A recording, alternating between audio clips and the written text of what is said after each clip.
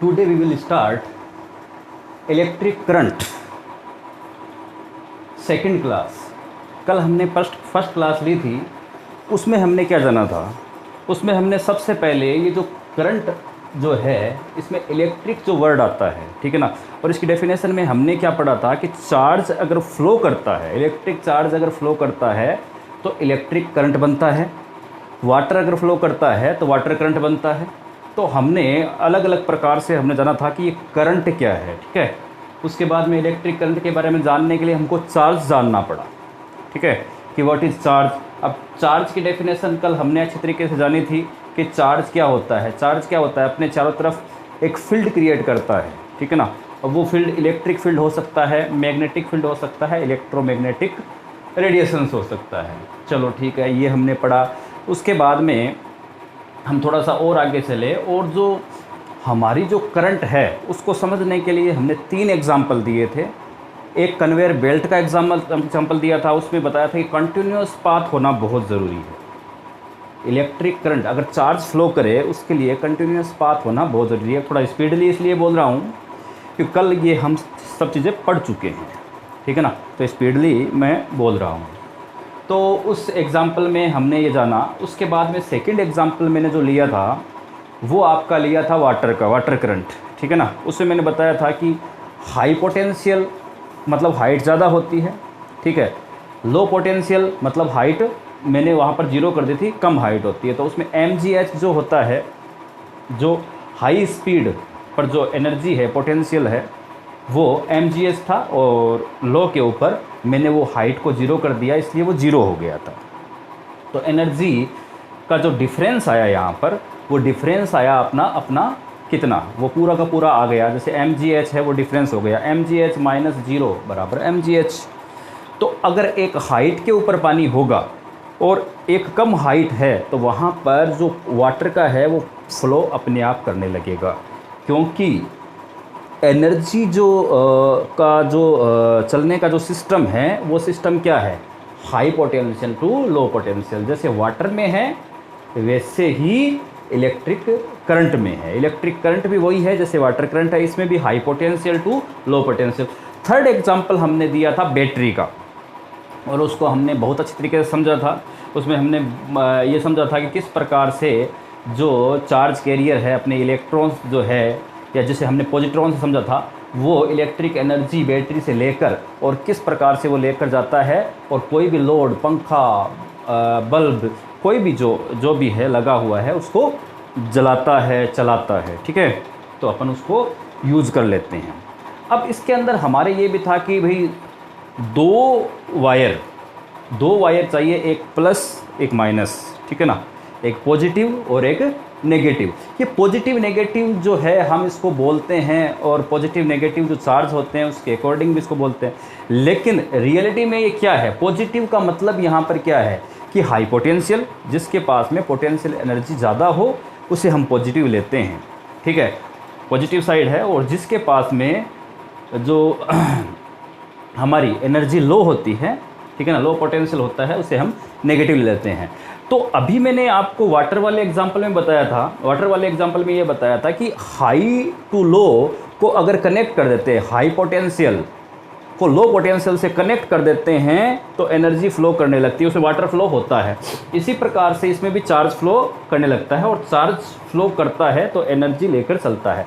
तो इसमें भी high potential to low potential energy जो है वो फ्लो करने लगती है। ये हमने वहाँ पर समझा था, और वहाँ पर हमने जाना था कि कैसे कैसे चार्ज कैरियर चलते हैं और लेकर जाते हैं। चलो ये समझा। अब यहाँ पर कई जो बच्चे थे, उसके बाद में भी कई बच्चों का जो क्वेश्चन था वो ये क्वेश्चन था कि सर इसके अंदर जो चार्ज कैरियर है, इलेक्ट्रॉन्स जो है वो चल रहे हैं, इलेक्ट्रॉन्स चल रहे हैं, इलेक्ट्रॉन आ रहे हैं, और इलेक्ट्रॉन का जो चलना है, फ्लो है, ठीक है ना, या पॉजिट्रॉन का जो फ्लो है, उस फ्लो को आपने इलेक्ट्रिक करंट बताया था। देखिए ये बिल्कुल सही है कि चार्ज फ्लो करता है, लेकिन चार्ज फ्लो जो है वो इलेक्ट्रिक एनर्जी को लेकर चलते हैं। इलेक्ट्रिक एनर्जी है ना, इलेक्ट्रिकल एनर्जी, उसको यूज़ में करते हैं। तो जो इलेक्ट्रॉन या पॉजिट्रॉन है उसे आप एक ट्रक मानिए जो बहुत सारी एनर्जी लेकर चलते हैं, और जिसको एनर्जी चाहिए उसको दे देते हैं और वापस खाली होकर वापस आ जाते हैं, और फिर दोबारा वो एनर्जी के पैकेट ट्रक्स हैं वो वापस भर भर कर चलते हैं। अब जैसे कई बच्चों का ये था कि सर चार्ज लेकर चलते हैं, चार्ज लेकर चलते हैं, तो मैंने कहा था कि बैटरी जो है वो क्या प्रोवाइड करती है, एनर्जी। इसी प्रकार से हम जो अपना जहाँ पर इलेक्ट्रिसिटी बनती है वहाँ से अपने घरों तक, ठीक है ना, जो करंट आता है, इतनी दूर से जो करंट आता है, तो फिर तो इसका मतलब तो ये हो गया कि ये जो करंट आ रहा है, ठीक है, ये करंट जो आ रहा है, और जैसे कई बच्चों का था कि सर करंट आ रहा है मतलब क्या आ रहा है, चार्ज आ रहा है, ठीक है, चार्ज आ रहा है। तो अगर आप जैसा सोचते हैं कि चार्ज आ रहा है और चार्ज जा नहीं रहा है, चार्ज आ रहा है, आ रहा है, आ रहा है, तो अगर ऐसा होता तो हमारा जो बल्ब है, अभी जो बल्ब इतना बड़ा है, ठीक है ना, अभी जो बल्ब इतना है, अगर सप्लाई से चार्ज इसमें आता जाएगा तो आप ये सोचते हैं कि चार्ज से कोई चीज़ चलती है। नहीं, चार्ज एनर्जी लेकर आता है, जो मैंने बताया। अभी आपको मैं इस एग्जांपल से समझा देता हूँ कि चार्ज से कोई चीज़ नहीं चल रही, चार्ज जो एनर्जी लेकर आ रहे हैं उस एनर्जी से, इलेक्ट्रिक एनर्जी से वो चीज़ें चलती है।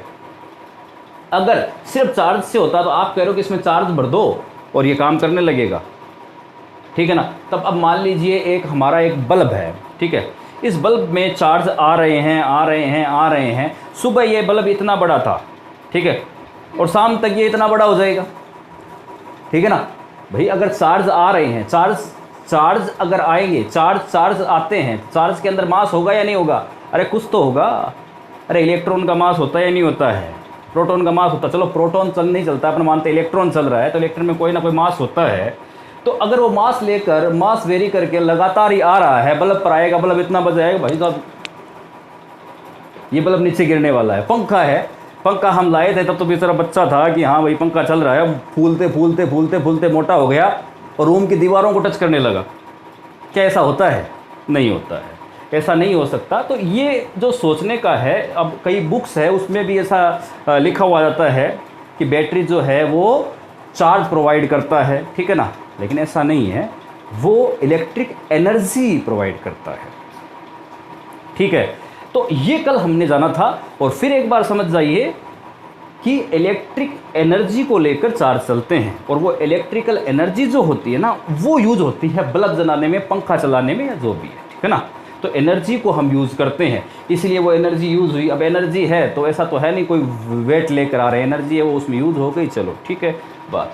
अब कल के बाद में हम अब आगे चलते हैं। अब उसकी जो डेफिनेशन थी, कल हमने वो डेफिनेशन लिखी थी, क्रॉस सेक्शन एरिया में 1 सेकंड के अंदर जो चार्ज, ठीक है ना, पासिंग हो रहे हैं, पासिंग थ्रू हो रहे हैं 1 सेकंड में, उसको हमने इलेक्ट्रिक करंट बोला था। तो उसकी अब डेफिनेशन बिल्कुल एकदम सही, वो डेफिनेशन आपने क्रॉस सेक्शन से पढ़ी थी। अभी ये डेफिनेशन जो है ये भी मैं आपको अभी लिखा दूंगा। तो आप ये जो डेफिनेशन है ये वही डेफिनेशन है, सेम ही डेफिनेशन है, कुछ नहीं है, सेम वही डेफिनेशन है, लेकिन यूनिवर्सल है, लगभग सब जगह बुक्स में भी ये डेफिनेशन मिल जाती है, ठीक है। और वही सेम चीज़ है, इसके अंदर उसी चीज़ को शॉर्ट बनाकर बोल दिया गया है। इसमें क्या है कि चार्ज जो फ्लो कर रहा है, ठीक है ना, अब जैसे उसकी कोई ना कोई रेट होगी, तो the rate of electric charge of flow, ठीक है ना, वो आपका इलेक्ट्रिक करंट हो जाएगा, ठीक है ना। तो ये डेफिनेशन है। इसमें क्या होता है, इसमें आपका जो होता है rate of flow of electric charge in a conductor, किसी भी कंडक्टर के अंदर अगर कोई भी चार्ज फ्लो करता है तो उसकी जो रेट है किसके अकॉर्डिंग? टाइम के अकॉर्डिंग, ठीक है ना। टाइम के अकॉर्डिंग जो रेट है उसी को आप करंट बोल रहे थे। वहाँ भी है ना, क्रॉस सेक्शन से कितनी 1 सेकंड में कितना जा रहा है, तो वही है। तो अभी आप डेफिनेशन लिखिए इलेक्ट्रिक करंट। हाँ धीरे लिखाऊंगा आज, लिखिए the rate of flow of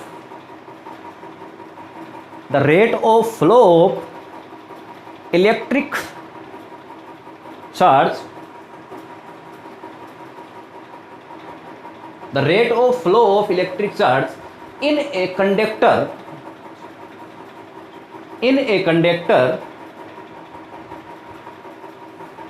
is called electric current, is called electric current।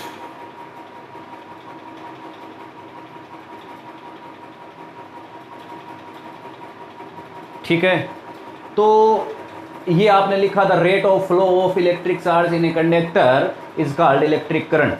Okay, अब ये जो इलेक्ट्रिक करंट है, ठीक है, तो इलेक्ट्रिक करंट की कुछ ना कुछ यूनिट तो होगी, ठीक है ना। और ये इलेक्ट्रिक करंट जो है ये आपने अगर 11th क्लास में पढ़ा, फंडामेंटल क्वांटिटी है या नहीं है ये? अरे आपने वो 7 पढ़ी थी, उसमें कौन कौन सी पढ़ी थी आपने? टाइम पढ़ा था, ठीक है, मास पढ़ा था ना, तो उसके अंदर आपकी ये भी थी ना, अरे इलेक्ट्रिक करंट भी तो थी या नहीं थी? हाँ, तो उसके अंदर इसका जो आपने यूनिट पढ़ा था वो क्या था? एम्पियर। तो इसका यूनिट क्या होता है? एम्पियर, ठीक है ना। तो ये फंडामेंटल क्वांटिटी है जो आपने 11th में पढ़ी थी, फंडामेंटल क्वांटिटी को ही अपन स्टडी कर रहे हैं, ठीक है। तो ये आपका है एम्पियर, ठीक है ना। तो इसका जो यूनिट है वो एम्पियर है, तो लिखो unit of electric current is ampere. Unit of electric current is ampere. Unit of electric current is ampere. चलो ओके। अब यहाँ से आपने 10th क्लास में भी ये फॉर्मूला पढ़ा होगा, I बराबर Q/T पढ़ा वहाँ पर आपको, ठीक है ना। और यहाँ पर आपका ये डिफ्रेंसिएशन वाला का dQ/dt, dQ/dt यहाँ पर पढ़ रहे वही सेम ही, ठीक है। ये क्या है कि किसी बहुत ही छोटे इंटरवल टाइम के लिए अगर आप जो करंट निकालते हैं तो वो आपकी dQ/dt हो जाती है। तो dQ/dt आपको पता है कि 1 सेकंड टाइम इंटरवल के अंदर किसी क्रॉस सेक्शन से कितने इलेक्ट्रॉन्स जो है वो प्रवाह कर रहे हैं, कितने इलेक्ट्रॉन्स फ्लो कर रहे हैं, वो आपकी इलेक्ट्रिक करंट है। इसलिए इसको हम बहुत छोटे टाइम के लिए इसको हम क्या बोल सकते हैं? I = dQ/dt। I = dQ/dt। तो इसमें मतलब क्या है? चार्ज अपॉन टाइम, ठीक है, चार्ज अपॉन टाइम। अब यहाँ से ये जो एम्पियर हुआ है ये कैसे हुआ? देखो यहाँ पर जो इलेक्ट्रिक चार्ज है Q, ठीक है ना, उसका यूनिट क्या है? कूलाम, ठीक है। टाइम का यूनिट क्या है? सेकंड। तो ये क्या हो गया? कूलाम अपॉन सेकंड, कूलाम पर सेकंड हो गया। और कूलाम पर सेकंड को आप क्या बोलते हैं? एम्पियर। कूलाम पर सेकंड जो है वो किसने दिया था? एम्पियर, साइंटिस्ट ने दिया था, इसलिए एम्पियर बोलते हैं और कैपिटल A से नोट करते हैं क्योंकि साइंटिस्ट के नाम पर है, ठीक है ना। ये यूनिट साइंटिस्ट के नेम पर है, इसलिए हम क्या करेंगे? कैपिटल A से उसको नोट करेंगे। चलो जी, यहाँ से आपने इलेक्ट्रिक करंट की डेफिनेशन को समझा, ठीक है, इलेक्ट्रिक करंट की डेफिनेशन को समझ लिया और इसके जो यूनिट है वो भी आपको समझ में आ गई। चलो अब यहाँ से जो ये 1 एम्पियर जो यूनिट है उसकी डेफिनेशन भी हम देख लेते हैं। तो 1 एम्पियर जो यूनिट है, ठीक है, अब उसको हम निकालें तो कैसे निकालें? सोचिए, अगर किसी क्रॉस सेक्शन एरिया से 1 सेकंड में, ठीक है ना, 1 सेकंड में जो चार्ज फ्लो हो रहे हैं, यदि वो चार्ज फ्लो 1 कूलम हो, अगर वो चार्ज फ्लो 1 कूलम हो तो 1 सेकंड में 1 कूलम, तो उस कंडीशन के अंदर आपकी जो करंट होगी वो क्या होगी? 1 एम्पियर। उस समय आपकी जो करंट होगी वो क्या होगी? 1 एम्पियर। चलो जी, 1 एम्पियर की डेफिनेशन लिख लो। इफ इन ए सर्किट, किसी भी सर्किट में, ठीक है, if in A circuit 1 coulomb charge flow, if in A circuit 1 coulomb charge flow in 1 second, 1 coulomb charge flow in 1 second, then intensity of current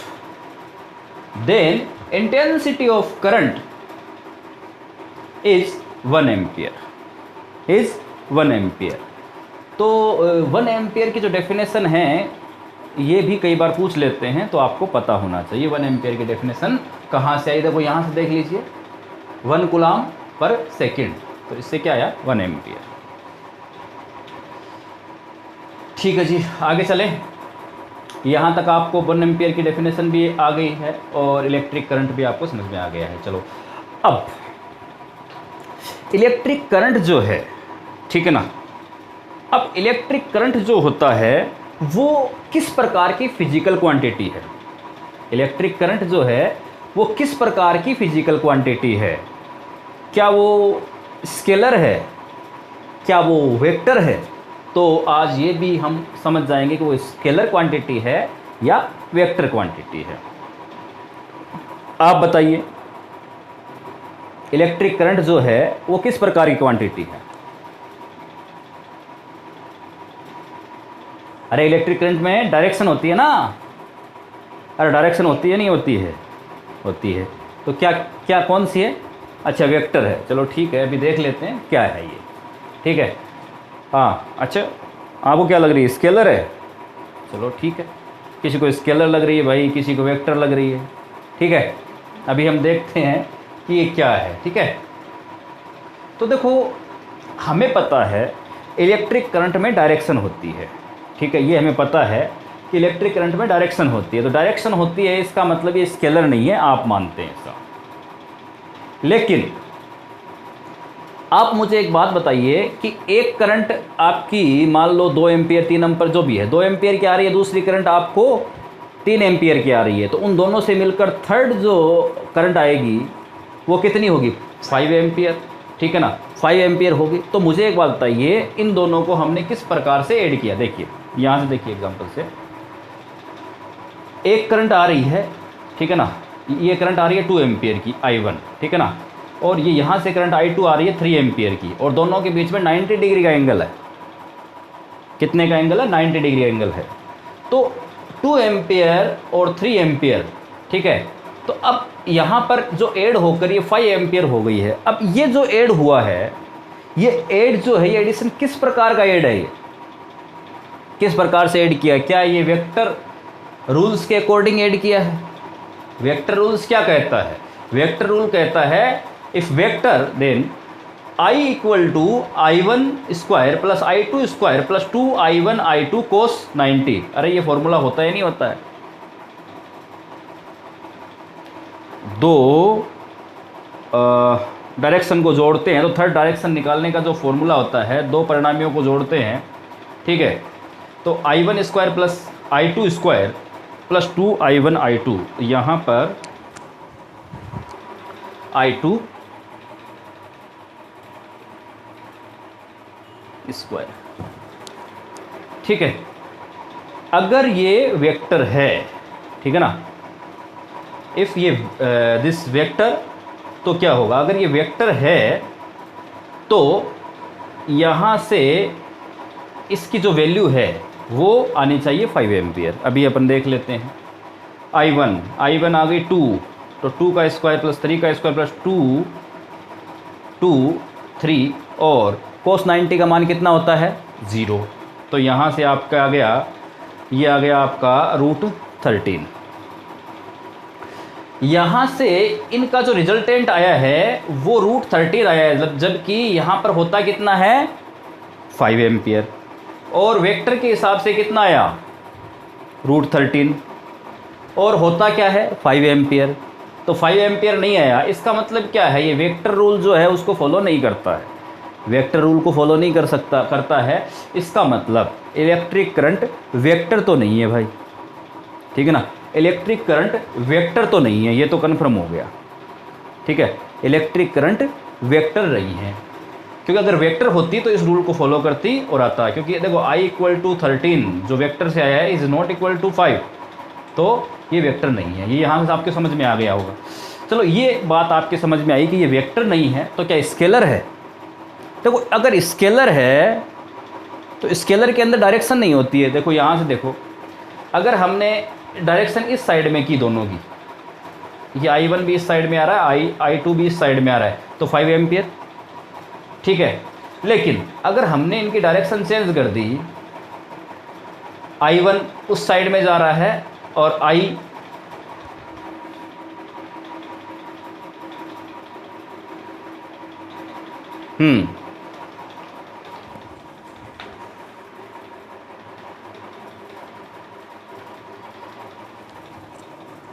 यहाँ देखिए, देखो यहाँ से अगर I2 करंट आ रही है 3 एम्पियर, ठीक है ना, I2 करंट आ रही है 3 एम्पियर। अगर 3 एम्पियर आ रही है और ये यहाँ पर जा रही है 2 एम्पियर, तो यहाँ पर कितनी होगी 1 एम्पियर। तो डायरेक्शन को चेंज करने से इसका रिजल्टेंट चेंज हुआ या नहीं हुआ? अरे डायरेक्शन को चेंज करने से इसका रिजल्टेंट जो है वो चेंज हुआ या नहीं हुआ? हुआ। इसका मतलब क्या है? इसका मतलब इसको आप स्केलर भी नहीं कह सकते क्योंकि डायरेक्शन है इसमें। तो ये स्केलर भी नहीं है और ये वेक्टर भी नहीं है कि तो सर ये क्या है? अब आपका क्वेश्चन ये होगा सर ये क्या है? ये एक अलग प्रकार की क्वांटिटी है जिसे टेंसर क्वांटिटी कहते हैं, ठीक है। ये क्या है? Tensor quantity. अच्छा, बुक्स में स्केलर लिखा हुआ है। हाँ देखिए, अगर आप 12th क्लास तक के बच्चे हैं, 12th क्लास में अगर यही चीज़ पूछ जाती है तो वहाँ तक आपका स्केलर चलता है। लेकिन कंपटीशन में IIT वगैरह में अगर ये आ गया या उस हिसाब से इसका आ गया कुछ क्वेश्चन, तो आपको वहाँ पर टेंसर। अब जैसे आपको क्वेश्चन दिया हुआ है कि जो इलेक्ट्रिक करंट है, ऑप्शन में आपके पास मुझे दिया स्केलर, वेक्टर, टेंसर, तो आप क्या देंगे? टेंसर। टेंसर ही आपको वहाँ पर फिल करके आना है, क्योंकि टेंसर अगर दिया है तो टेंसर फिल करना है। और अगर टेंसर नहीं दिया है, अगर टेंसर नहीं दिया हुआ है, स्केलर दिया हुआ है, वेक्टर दिया हुआ है, तो आप क्या फिल करेंगे? स्केलर। क्या फिल करेंगे? स्केलर। तो इसके बारे में आपको समझ में आ गया, डायरेक्शन वगैरह का झोल जो है वो समझ में आया। चलो अब लिखो, चलो। Electric current has direction, electric current has direction, electric current में डायरेक्शन होती है। Electric current has direction but electric current is a scalar quantity. देखो 12th क्लास तक आपको इस प्रकार से आंसर देने हैं, कंपटीशन में ये टेंसर बन जाएगी, ठीक है ना। तो यहां पर देख लीजिए, but electric current is a scalar quantity because it follow addition law of scalar quantity. अरे भाई, ये स्केलर क्वांटिटी का जो लॉ है, एडिशन लॉ है, उसको फॉलो कर रहा है, ठीक है ना। Because it follows addition law of scalar quantities and not of a vector quantity. ये वेक्टर क्वांटिटी नहीं है, हमने देखा है वहां पर, ठीक है। Because electric current is does not obey the sum of vectors, because electric current is does not obey the sum of vectors. लिख लिया एक बार फिर।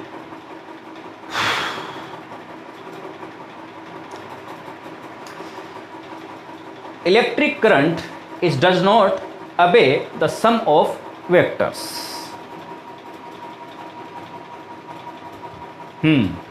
देखिए, आपने लिखा है, ये जो नोट्स आप बना रहे हैं, चलो अच्छी बात है, लेकिन ये जो फिजिक्स जो है ना, इसको आपको समझना है, ठीक है ना।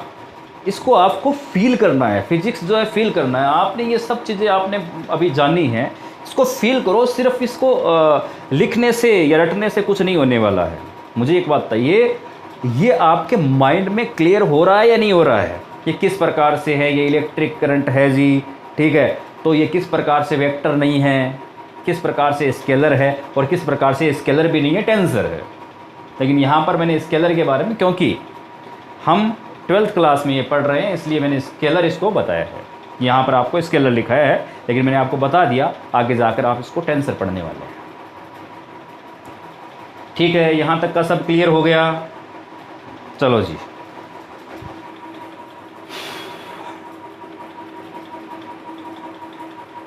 अब हम पढ़ते हैं करंट डेंसिटी।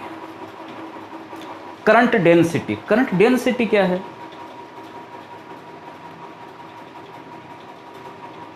करंट डेंसिटी क्या है? डेंसिटी 11th क्लास में आपने डेंसिटी नाम सुना है ना? अरे पढ़ा भी है डेंसिटी क्या होता है? क्या होता है?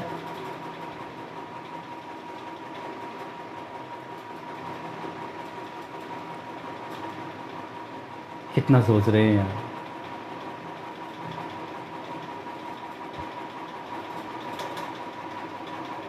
चलो ठीक है, यहाँ देखो, यहाँ पर जो करंट डेंसिटी है वो है क्या? ठीक है, एक कोई भी क्रॉस सेक्शन जो एरिया है, हमने वहाँ भी देखा था, यहाँ पर ये वाला, ये जो लाइन, ये क्रॉस सेक्शन जो एरिया, ये ठीक है ना, इस एरिया में पर सेकंड जो चार्ज फ्लो हो रहे हैं, या इस एरिया में जो करंट जा रही है, इस एरिया में जो करंट जा रही है, ठीक है ना, इस एरिया से जो करंट गुजर रही है, उसे आप क्या बोलोगे? Current density. भाई करंट पर यूनिट एरिया, जो एरिया आपका दिया हुआ है उस एरिया में से कितनी करंट जा रही है, ठीक है। और ये जो है ये स्केलर क्वांटिटी नहीं है, ये वेक्टर क्वांटिटी है। अभी आप स्केलर आई जो है वो स्केलर है, लेकिन ये आपकी जो करंट डेंसिटी है वो आपकी वेक्टर क्वांटिटी है, ठीक है। तो अभी इसकी जो डेफिनेशन देखें तो करंट पर यूनिट, ठीक है ना, करंट पर यूनिट जो है वो आपकी हो गई करंट डेंसिटी। करंट पर यूनिट क्या हो गई? Current density. तो यहाँ से देखो, जो भी करंट जिस किसी अपन जो एरिया मानते हैं उस एरिया में से जो करंट जा रही है आई, तो J इक्वल टू क्या होगा? आई अपॉन ए। ए यहाँ पर एरिया है, ठीक है ना, एरिया है। तो यहाँ से अगर आई निकाले तो I equal to J multiply by A, J A हो गया ये, ठीक है, जे ए हो गया। वहाँ तक आपकी ये क्लियर हो गया इसकी डेफिनेशन से, करंट पर यूनिट एरिया, तो J equal to I upon A, यहाँ से आई इक्वल टू जे ए आ गया, ठीक है। चलो जी थोड़ा सा आगे और चलते हैं। अभी जो ये एरिया था इसमें से ये इतनी करंट थी, ये पूरी की पूरी करंट इस एरिया से पास हो रही थी, ठीक है ना, इससे ये पास हो रही थी।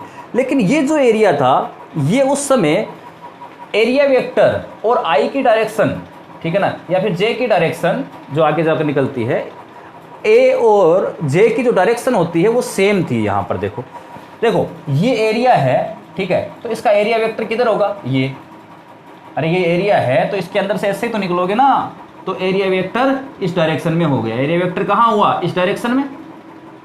अरे भाई ये आपका क्रॉस सेक्शन एरिया दे रखा है, तो इसकी डायरेक्शन क्या है? ये इधर तो जाएगा ना, तो एरिया वेक्टर की डायरेक्शन क्या? इधर से आराम से निकल सकता है इसमें से, तो ये एरिया वेक्टर की डायरेक्शन है और यही इस करंट की डायरेक्शन है और यही जे की डायरेक्शन है। अब करंट जो है डायरेक्शन है बट वो वेक्टर नहीं है, ठीक है, तो यही आपकी जे की डायरेक्शन है और यही आपकी एरिया वेक्टर की डायरेक्शन है। तो उस कंडीशन में आपकी ये जो पूरी की पूरी जो एनर्जी है या पूरी की पूरी जो करंट है वो इसमें से फ्लो कर रही थी। तो उस स्थिति में आपका जे ए आया, उस स्थिति में आपका रिजल्टेंट जे ए आया। लेकिन अभी जो ये एरिया है, इस एरिया को मान लो मैंने ऐसे झुका दिया, इसी को यहाँ से पकड़ा रखा और इधर से इसको गिरा दिया, इसको मैंने ऐसे कर दिया, इसी को, ये जो आपको एरिया दिखाई दे रहा है इसी को मैंने ऐसे कर दिया, ठीक है। अब ऐसे करने से एरिया वेक्टर तो ऐसा हो गया, तो इसका मतलब क्या हुआ? एरिया वेक्टर ऐसा हो गया। तो अभी जो डिफरेंस आया पहले वाले में और अब वाले में कितना आया? थीटा। कितना आ गया? थीटा का, ठीक है। तो अभी उसमें कितना डिफरेंस आ गया? थीटा का डिफरेंस आ गया। थीटा अपन ने उसको मोड़ दिया है, थीटा उस एरिया को मोड़ दिया है। अब मुझे एक बात बताइएगा आप कि ये एरिया जब ऐसा था इसको मैंने थीटा एंगल पर मोड़ दिया, थीटा एंगल पर मोड़ दिया, ऐसा कर दिया इस एरिया को। अब आप मुझे यहाँ से देख कर ही बता दीजिए यार, ये वहाँ पर जाने की, उस फॉर्मूले में जाने की तो कोई ज़रूरत ही नहीं है, आप देख कर ही बता सकते हो क्या इसके अंदर पहले जितनी करंट जा रही है। देखो ये ऊपर वाली करंट इस एरिया में से नहीं जा रही है, ये ऊपर वाली करंट इस एरिया में से नहीं जा रही है, सिर्फ ये इतनी करंट ही तो इस एरिया में से जा रही है, ठीक है। तो यहाँ से हमने एक ट्राइंगल ले लिया ये, तो इस ट्राइंगल में ये वाला देखो, अब ये इस वाले एरिया में से जा रही है, तो इस वाले एरिया के लिए परपेंडिकुलर जो भाग है वो इतना होगा एरिया का, ठीक है ना। तो इतने एरिया में से ही गुजरेगी, क्योंकि इसको तो हमने ऐसे गिरा दिया ना, तो इतने एरिया में से ही गुजरेगी। तो ये वाला एरिया ही इसमें काम आने वाला है। इसमें कितना एरिया काम आएगा? सिर्फ इतना एरिया ही काम आएगा। तो इतना एरिया कैसे निकालें? तो इसको हमने एक ट्रायंगल बना लिया, ठीक है। तो यहाँ से ये 90 डिग्री एंगल, ये थीटा एंगल, तो ये वाला जो एरिया हो गया ये क्या होगा? अगर ये ए है, ये आपका ए है, तो ये कितना होगा बताइए? ए कोस थीटा। अरे होगा या नहीं होगा? ये कितना होगा? ए कोस थीटा होगा या नहीं होगा? होगा। क्लियर। ये आपका हो गया ए कोस थीटा। चलो जी, अब आपके क्या काम आ रहा है? कितना एरिया काम आ रहा है? इतना, है ना। अब आपके कितना काम आ रहा है? इतना एरिया। कितना काम आ रहा है? ए कोस थीटा। पहले कितना काम आ रहा था? ए। अब कितना काम आ रहा है? ए कोस थीटा। कितना काम आ रहा है? ए कोस थीटा। अरे आप कभी नहीं भूलोगे यार, मैं कह रहा हूं ना, आप भूल ही नहीं सकते। अब आपका एरिया इतना काम आ रहा है, और कितना है ये एरिया? ए कोस थीटा। कितना है? ए कोस थीटा। चलो जी, ये इतना एरिया आपके काम आ रहा है, ए कोस थीटा। तो पहले जो आपका जो फॉर्मूला था उसमें I equal to J cross A आ रहा था, ठीक है ना, जे मल्टीप्लाई बाई ए। तो जे जो है वो तो जे उतना ही है, जे तो अभी भी वही है, ठीक है। लेकिन ये जो एरिया जो था पहले वो फुल था, इस बार एरिया कितना काम आ रहा है आपका? जे कोस थीटा, ए कोस थीटा, सॉरी, ठीक है। तो जे और वो जो ए लिखा था उसकी जगह एरिया आपका थोड़ा कम हो गया, ठीक है ना। भाई करंट तो जो है वो है, अब उसमें से कितनी आपके एरिया में जा रही है वो वाला देखना है आपको। तो आपके एरिया में इतने एरिया में जा रही है, तो जे ए कोस थीटा हो जाएगा। वही फॉर्मूला जो जे ए हो गया था, अब क्या हो गया? जे ए कोस थीटा। क्या क्लियर है? चमक रहा है? अरे चमक रहा है ना। चलो जी, तो यहां से जे ए कोस थीटा याद करो, पीछे जाओ। कहाँ? अरे ऑनलाइन तो पढ़े होंगे 11th क्लास में, क्लास से। अरे कहीं से तो कुछ पढ़ा होगा, जब पढ़ाया ही नहीं है आपको। थोड़ा तो पता होगा ऐसा। स्केलर प्रोडक्ट जो होता है, डॉट प्रोडक्ट, ठीक है ना, उसमें क्या होता है? पीछे कोस थीटा आता है और क्रॉस प्रोडक्ट में साइन थीटा आता है। दो वेक्टर को जब स्केलर प्रोडक्ट करते हैं तो आता है डॉट, और वेक्टर प्रोडक्ट करते हैं तो क्या आता है? क्रॉस, ठीक है जी। तो यहां से ये स्केलर प्रोडक्ट हो गया। तो इसको हम कैसे लिख सकते हैं? J vector dot A vector, ठीक है, J vector dot A vector.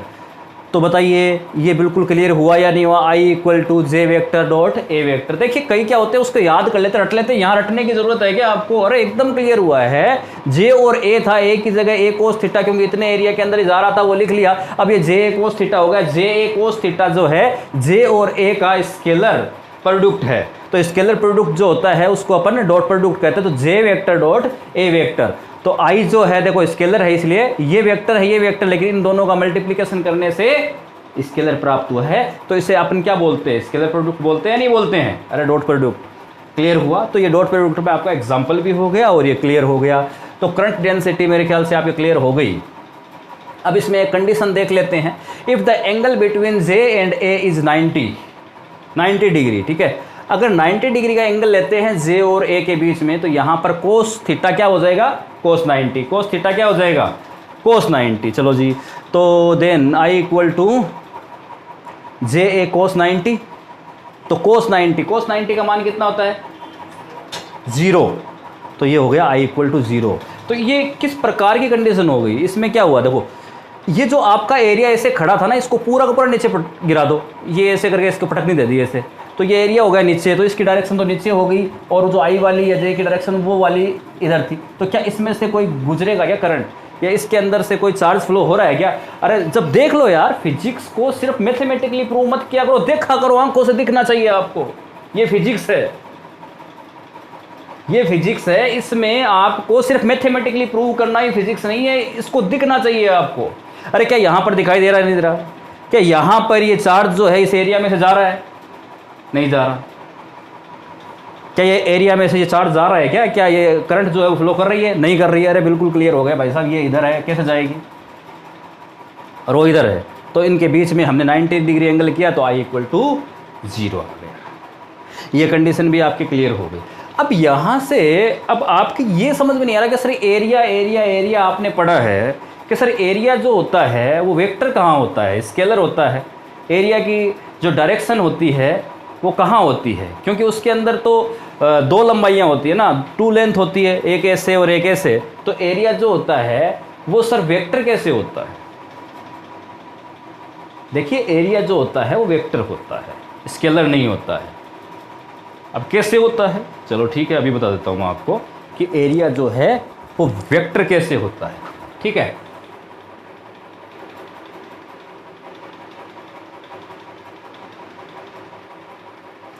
यही बता देता हूँ यहाँ नीचे, ठीक है ना। एरिया जो है वो वेक्टर कैसे होता है, ठीक है जी। देखिए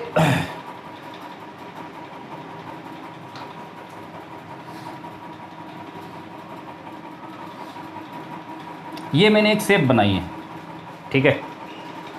अब मुझे इसका एरिया निकालना है।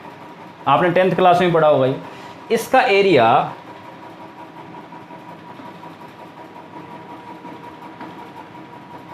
क्या होगा मुझे बताइए, इसका एरिया क्या होगा?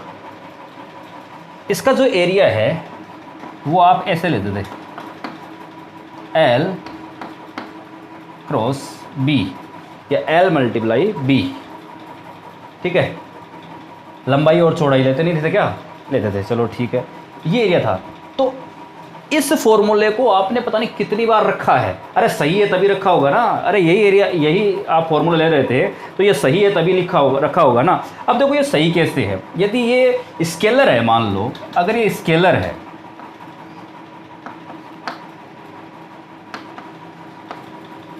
ठीक है ना, अगर ये स्केलर है, ठीक है, तो स्केलर होने पर area equal to L B cos theta होगा, ठीक है। स्केलर होने पर एल बी कोस थीटा होगा। अरे होगा या नहीं होगा? अगर स्केलर इसको मानेंगे एरिया को तो एल बी कोस थीटा होगा या नहीं होगा? अब इसमें ये जो एंगल होता है वो 90 होता है, क्लियर है? ये 90 होता है। तो यहाँ से एरिया निकालिए आप, ठीक है ना। एरिया निकालेंगे तो यहाँ से क्या आएगा, एल बी कोस 90 कितना आया, एरिया 0 आया। तो मुझे एक बात बताइए, ये जो आपने अभी मैंने ये शेप बनाई है, ये इतना एरिया इसका है, ये 0 हो सकता है क्या? अरे इतना है ना भाई, 0 कैसे हो सकता है? ये इतना एरिया मैंने बनाया है, ये 0 कैसे हो गया? लेकिन आपके यहाँ से स्केलर के हिसाब से 0 आ रहा है, तो ये स्केलर नहीं है। लेकिन आप लोगों को सब यही लग रहा था कि स्केलर है, ठीक है ना, लेकिन ये नॉट स्केलर, ठीक है जी, ये स्केलर नहीं है, ठीक है, ये स्केलर नहीं है। तो अभी जी वेक्टर देखते हैं, ठीक है ना। अब वेक्टर से देखते हैं इसको, ठीक है। वेक्टर से देखिए तो area equal to L B sine theta, theta यहाँ पर 90 है, तो area equal to L B sine 90 equal to आ गया एल बी। देखिए एरिया जो है वो एल बी आया या नहीं आया? अरे आया नहीं है। आप जो फॉर्मूला लेते थे area equal to L cross B लेते थे नहीं लेते थे? अरे लेते थे तो वो यहाँ से आया ना। इसका मतलब क्या है, ये वेक्टर, क्योंकि वेक्टर प्रोडक्ट से एरिया निकल रहा है इसलिए। अब आप अभी तक कि सर आप, अच्छा ठीक है, आप मानते थे कि ये स्केलर है, लेकिन ऐसे मानने से नहीं होता ना। ऐसे तो कुछ भी मान सकते हैं, ठीक है ना, ऐसे कुछ भी मान सकते हैं, मानने से थोड़ी होता है। अभी मैं मान लूँ कि मैं तो अमिताभ बच्चन हूँ, तो अमिताभ बच्चन थोड़ी बन जाऊँगा यार, ठीक है ना। समझना पड़ता है, स्टडी करना पड़ता है, ठीक है ना।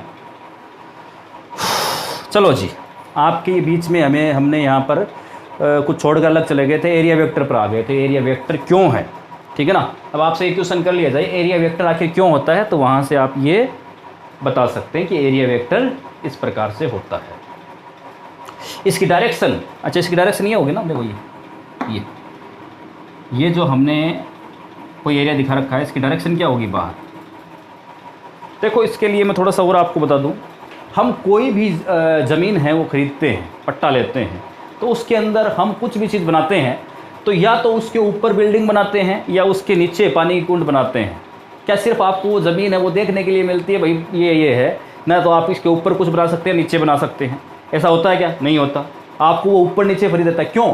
क्योंकि उस एरिया की जो डायरेक्शन है वो ये है, उस एरिया की डायरेक्शन क्या है, ये है। इसलिए आप उसका नीचे भी यूज़ कर सकते हैं और उसका ऊपर भी आप यूज़ कर सकते हैं।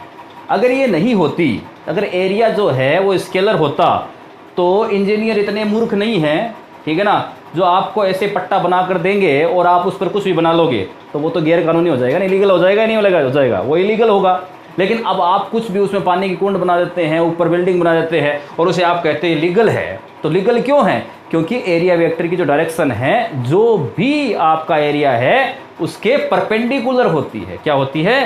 परपेंडिकुलर। तो यहाँ पर एरिया अगर ऐसा दिख रहा है तो इसकी डायरेक्शन इसके परपेंडिकुलर होगी। क्या होगी?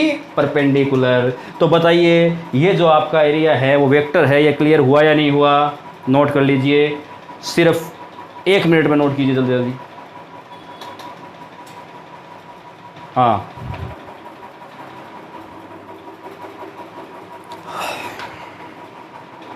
मिटा दूं?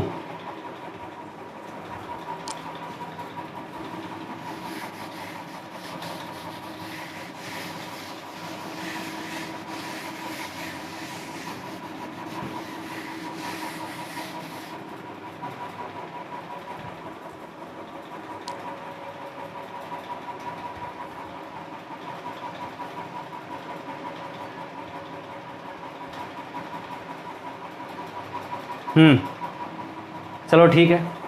टाइप्स ऑफ करंट देखते हैं, ठीक है ना, टाइप्स ऑफ करंट देखते हैं। देखो करंट के कितने टाइप होते हैं, ऐसा नहीं है कि भाई करंट कितने टाइप की होती है। आप क्यों सुना, अगर आपने कह दिया जी 2 टाइप के, ऐसा कुछ नहीं है, ठीक है ना।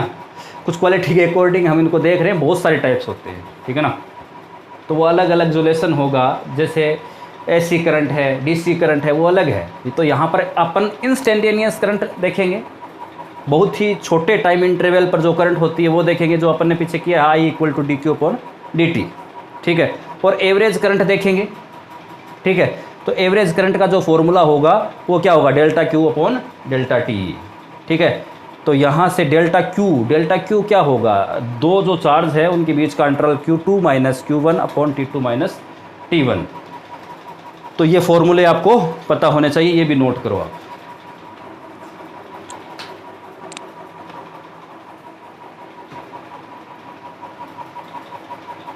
ठीक है, ये 2 फॉर्मूले आप लिखो। अब कुछ एग्जांपल्स अपन कर लेते हैं।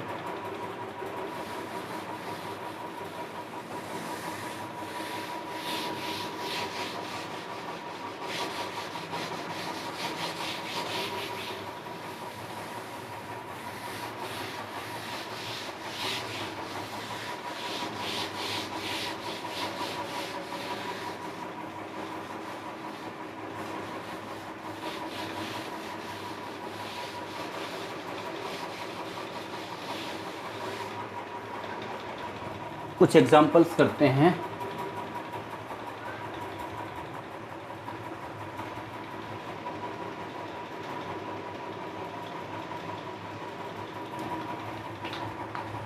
Q =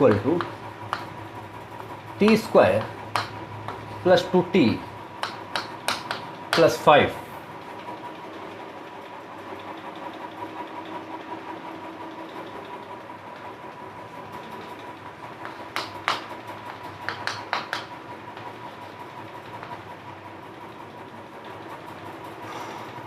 Find I.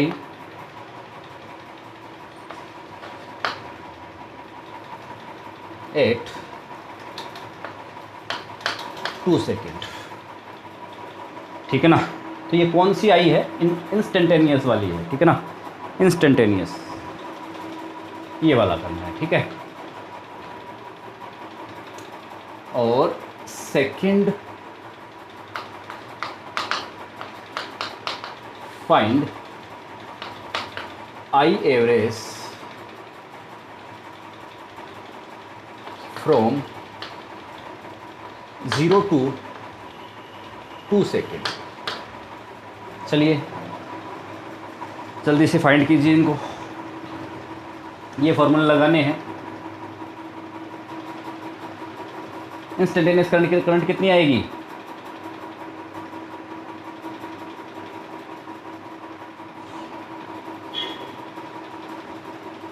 चलो अभी देखते हैं। तो यहाँ से इसको हम सॉल्व करें। सॉल्व फर्स्ट, तो I equal to D Q by D T, तो यहाँ से ये निकाल लीजिए 2t प्लस 2 और प्लस 0। अरे इसको डिफ्रेंशिएट कर दिया ना, इसको डिफ्रेंशिएट किया तो क्या आएगा? 2t प्लस 2, ये कॉन्स्टेंट है इसलिए 0 आ गया। ठीक है, और कितने पर निकालना है? 2 सेकेंड पर। तो 2t की जगह 2 लगाया प्लस 2, कितने हो गए? 4 प्लस 2 6 एम्पियर। यही आ गई ना, इंस्टेंटेनियस करंट तो आ गया 6 एम्पियर। सेकेंड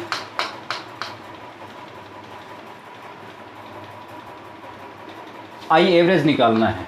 ठीक है, आई एवरेज निकालना है, तो सबसे पहले आप Q1 निकालिए। Q1 क्या है? किस समय पर, किस टाइम पर? 0 टाइम पर, है ना। तो 0 टाइम पर आपका जो Q दे रखा है, तो उसके लिए यहाँ से कर दो यार, t इक्वल टू 0 पर आएगा आपका Q1। तो 0 प्लस 5, तो Q1 इक्वल टू 5। ठीक है जी। और t इक्वल टू 2 पर देखो, Q2 2 square 2 multiply 2 plus 5, 4 plus 4 plus 5, 8 plus 5 13 ampere. Sorry, ये तो Q2 आया ना, गुलाम आया है। Q1 और Q2 आ गया, आपको निकालना है आई एवरेज। आई एवरेज कितना आएगा? उस फॉर्मूले में पुट करो, 13 minus 5 upon 2 minus 0, 8 upon 2 4 ampere. तो आई एवरेज यहाँ से 4 एम्पियर आ गया। इस प्रकार से आप निकाल सकते हैं। ठीक है, अभी कुछ 1-2 एग्जाम्पल और कर लें।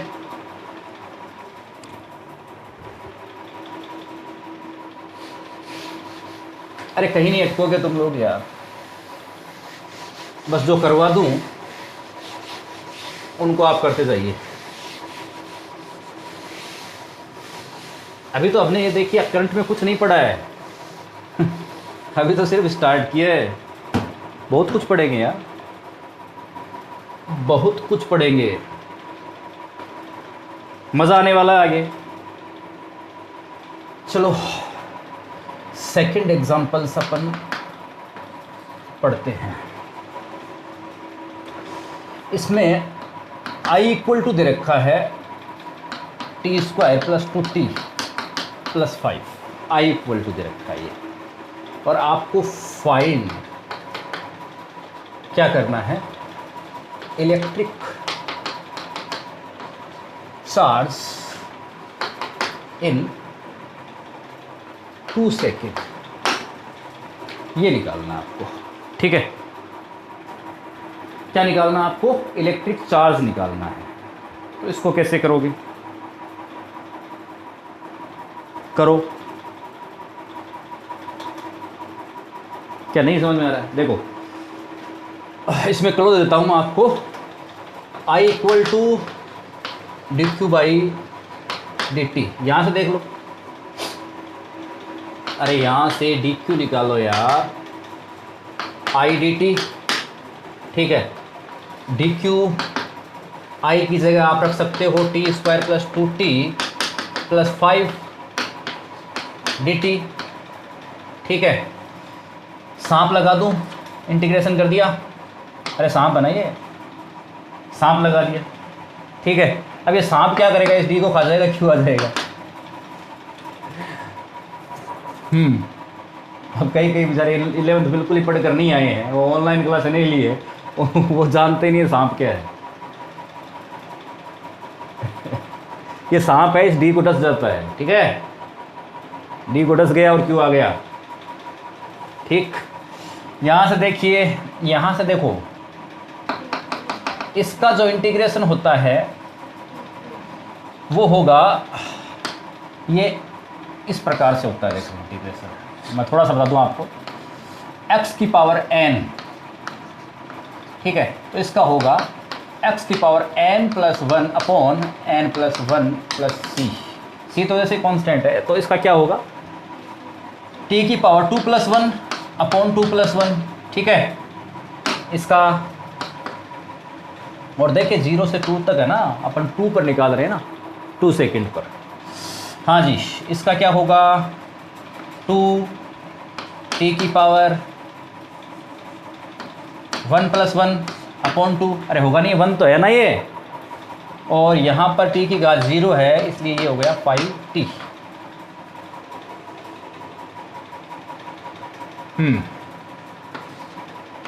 लिमिट 0 से 2, t3 upon 3 plus 2t square upon 2 plus 5t 0 से 2, q इक्वल टू, रख दो भाई, 2 cube upon 3 plus 2 square upon 2, 5 multiply by 2 minus 0, अरे ये सब में रखोगे 0 भी तो आएगा।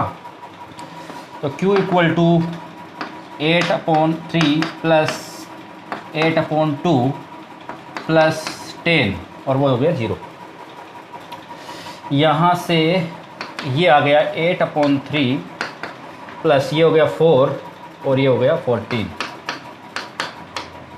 एलसीएम ले लो, यहाँ से आ गया 8 और यहाँ पर बताइए ना, इतनी गणना तो करो यार।